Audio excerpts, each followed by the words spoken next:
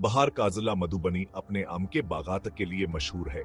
यह बागात सिर्फ फल लगाने की जगह नहीं है, ये सिर्फ सब्जो शादाब जन्नत है। तस्वुर करें कि आप आम में से किसी एक में चहलकदमी कर रहे हैं। हवा आपके आमों की मीठी खुशबू से भरी हुई है। सूरज की रोशनी पत्तों के घने साया से छनकर आ रही है।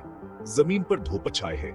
दरख्त खुद है दिखने के काबिल हैं। इनके शाखें फलों से भरी हुई जमीन के तरफ झुकी हुई है। आम सब्ज, पीले और नारंगी रंग के मुख्तलिफ रंगों में आराइश की तरह हिलटके हुए हैं। हर बाग रंगों, खुशबुओं और आवाजों का एक सुर है। कटाई के मौसम में बागात सरगर्मियों से भर जाते हैं। किसाना हथियात से पके आम तोड़ते हैं। वो तकसीम के लिए इनकी छांटियां और पैकिंग करते हैं। कारकुनों कैच चाहा है हट और बच्चों की हिंसी से फजा गुंजाठती है। मधुबनी के आम के बागात फतरत की फ्याजिया और इसके लोगों की मेहनत का सबूत। ये खुदे के शनाख्त का एक अहम हिस्सा है। आम, जिन्हें अक्सर फलों का बादशाह कहा जाता है, सिर्फ मजेदार नहीं हैं। वो जरूरी ग़िज़ाई अज़ा से भरे हुए हैं। आम विटामिन और सी से भरपूर होते हैं।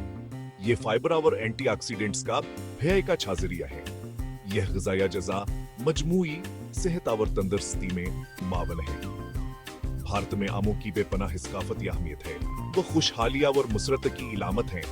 आमद, फुवारों और तकरीबात का एक अहम हिस्सा है। वो अक्सर खास मौके पर तहाइफ के तौर पर दिए जाते हैं। शादियों से लेकर मजहबियत करीबात तक आम रसूमात में एक खास मुकाम रखते हैं। आम के पत्तों को सजावट के लिए इस्तेमाल किया जाता है और उन्हें मुकद्दस समझा जाता है। हल्की आफादी तास के खाने के इस्तेमाल तक फैली हुई है। मधुबनी के आम के बागात मकामी लोगों के रोजी रोटी से गहरा ताल्लुक रखते हैं। आम की काश्त बहत से खानदानों के लिए आमदनी का जरिया। बागात रोजगार के मौके फराहम करते हैं। वो मुकामी माइशत में हिस्सा डालते हैं। आम की काश्त काल मंसलों से मुंतकला होता रहा है। ज़राअत के रवायती तरीके अब राइज हैं। ये तरीके इस्तेहकाम और फितरत के एहतराम पर जोर देते हैं। बागात सिर्फ काम की जगह नहीं है, वो समाजी मकामात हैं। किसान दरख्तों के साए में जमा होते हैं। वो कहानियां, हंसिया और चाय के प्याले बांटते हैं। आम के बागात बरादरी के एहसास को फरूग देते हैं। मधुबनी के हर आम के बाग के पास सुनाने को एक कहानी है। कुछ दरख्त नस्लों से मुंतकिल होते रहे हैं। उन्होंने वक्त गुजरते और बदलते मौसमों को देखा है।